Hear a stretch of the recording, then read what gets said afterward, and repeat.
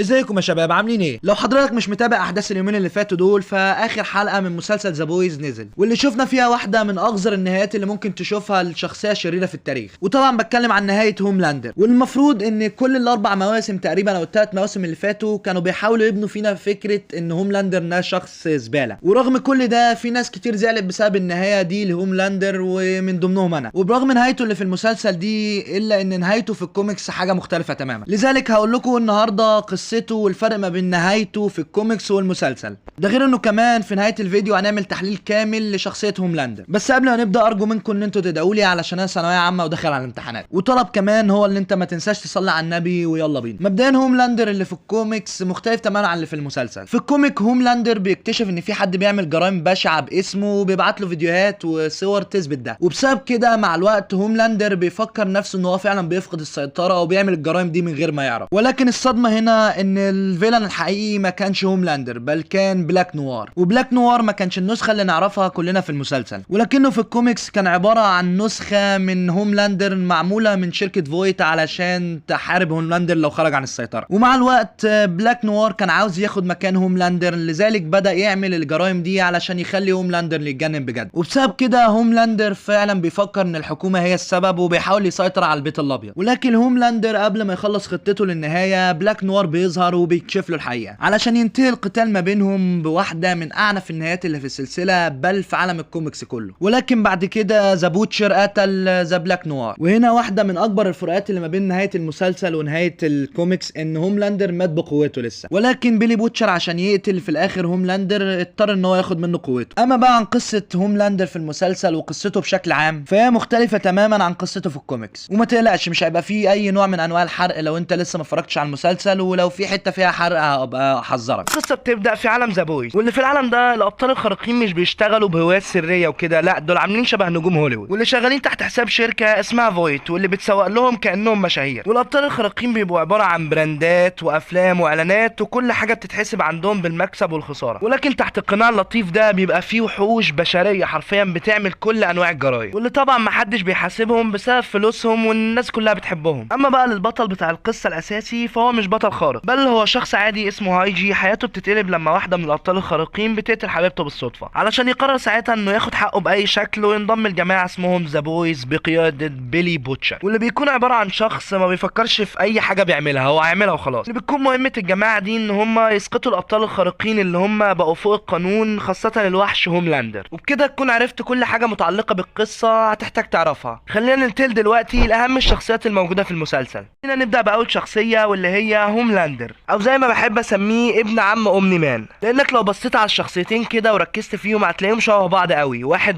عنده قوه خارقه وعامل نفسه بطل لكنه بيموت الناس، واللي بيكون زعيم ذا 7، وبيمثل اكتر حاجه مرعبه في المسلسل، الا وهي القوه من غير رقابه، لانه حرفيا بيدمر وبيموت في الناس ومحدش بيقول له انت بتعمل ايه. تاني شخصيه، واللي تعتبر تاني اهم شخصيه بعد هوملاندر، الا وهو بيلي بوتشر، او شبيه ذا بانشر، واللي بيكون قائد عصابه ذا بويز، واللي بيكون راجل عنده كاريزما وغل وكره وانتقام لكل الابطال الخارقين، واللي اعتبر ان هو اول واحد شافهم على شكلهم الحقيقي ان هم مرضى نفسيين، وده بسبب اللي هوملاندر عمل في مراته. وانا مش عاوز اقول لكم عمل في مراته ايه عشان ما احرقلكمش الاحداث. ثالث شخصيه معانا واللي هي هوي، اللي بيكون عباره عن العين البريئه اللي موجوده وسط الجنون ده كله، واللي بيكون عباره عن المشاهد اللي زيي واللي زيك وبيتفرج من جوه الاحداث علشان يكتشف العالم زينا. ورابع شخصيه واللي هو اترين، اللي بيكون اسرع شخص في العالم ده، ولكنه لازم علشان يحافظ على قوته دي يحقن نفسه بحاجه اسمها كومباوند في. واترين ده كان السبب الاساسي في ان حبيبه هوي تموت، وده اللي خلاه يخش عصابه ذا بويز. واخر شخصيه معانا واللي هي ستارلايت، ودي تقريبا بتكون البنت الطيبه الوحيده اللي موجوده في فريق ذا 7، واللي بتكون بنت قويه جدا. وهوملاندر لما بيشوف ان قوتها دي حلوه بيضمها معاهم للفريق، ولكنها لما بتخش الفريق بتكتشف كل المصايب اللي الفريق بيعملها، وبتحاول انها تحاربهم. تقريبا دي اهم الشخصيات اللي كان لازم تعرفها في المسلسل. بس قبل ما نبدا في تحليل شخصيه هوملاندر، فحبيت اقول لك شويه معلومات غريبه كده عن المسلسل. المعلومه الاولى هي ان الكوميكس الاولاني اصلا المأخوذ منه القصه الاساسيه اكتر عنف ودمويه من النسخه بتاعه المسلسل. ده غير ان اتمنع توزيع الكوميك ده في دول كتير من ضمنهم امريكا، فتخيل معايا كده يعني الكوميك ده عامل ازاي. تاني معلومه هو ان في النسخه الاولانيه من السيناريو كان في مشهد كده لهوملاندر بيعمل فيه حاجه مرعبه فوق سطح مدينه، ولكن المشهد ده اتشال في السيناريو الاساسي لانه حسوا ان المشهد يعني عنيف زياده عن اللزوم وهيخرب سمعه المسلسل اول موسم. تالت معلومه هو ان مسلسل ذا بويز بيسخر دايما من جاستس ليج وافنجر، زي ما شفنا مثلا في المسلسل ان كان في فيلم جوه المسلسل اسمه داون اوف ذا 7 واللي كان عباره عن سخريه مباشره من جاستس ليج وافنجر. حتى شخصيه ستارلايت واللي تعتبر واحده من ابطال المسلسل تعتبر تقليد عكسي لشخصيه كابتن مارفل. رابع معلومه هي ان الممثل الاساسي بتاع هوملاندر اللي هو انتوني ستار ده كان بيحس بخوف لما بيلبس شخصيه هوملاندر، وفي واحده من اللقاءات بتاعته قال انه لما بيشوف نفسه وهو لابس اللبس بتاع هوملاندر في المرايه بيحس بعدم ارتياح. وده يثبت لك قد ايه ان شخصيه هوملاندر شخصيه يعني غريبه ويعني بتاثر على الممثل ذات نفسه زي شخصيه الجوكر كده. خامس معلومه ودي اللي ممكن تصدمك بجد، ان في معظم المشاهد اللي من المسلسل متصوره بكاميرا موبايل. مشاهد زي الشغب والمواجهات الجماهيريه تم تصويرها بكاميرات الموبايل عشان يحسسك انك جوه الحدث، انك مش مجرد بس قاعد بتتفرج على مسلسل ورا التلفزيون. وننتقل بقى لتحليل شخصيه هوملاندر.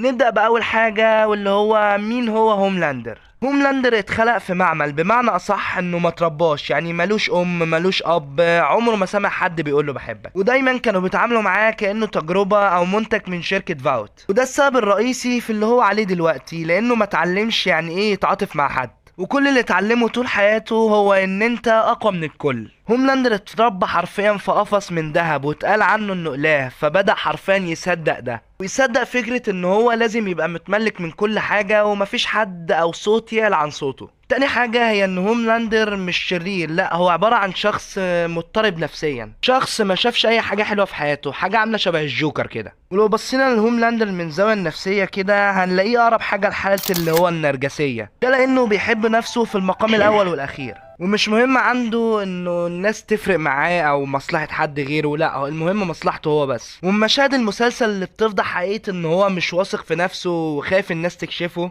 مشهد زي مشهد المراية اللي بيوريك الصراع الداخلي اللي ما بين هوملاندر ونفسه، او موقفه حتى مع طفله واللي بيحاول يكون اب بس هو حتى مش عارف ازاي يبين الاهتمام ليه. في النهاية هوملاندر مش بس شرير، هو نتاج مجتمع فاسد وتجربة علمية بلا رحمة. ده غير ان مسلسل ذا بويز بالشكل عام يعني بيبين لك الجانب السيء من الابطال الخارقين، وبيبين لك الحقيقة ان لو فعلا الابطال الخارقين موجود في عالمنا الحقيقي ده يعني هيبقى شكلهم غير ما احنا متوقعين، واحتمال كبير بدل ما هم يبقوا السبب في حماية الكوكب يبقوا هم السبب في دماره. وبس هو ده الفيديو، ما تنساش تعمل لايك وسبسكرايب في القناة وتفعل زر الجرس وتعمل لي فولو على الانستجرام وتكتب لي الفيديو الجاي عاوزه عن ايه. ما تنساش تتفرج على الفيديو اللي قبل ده، وسلام.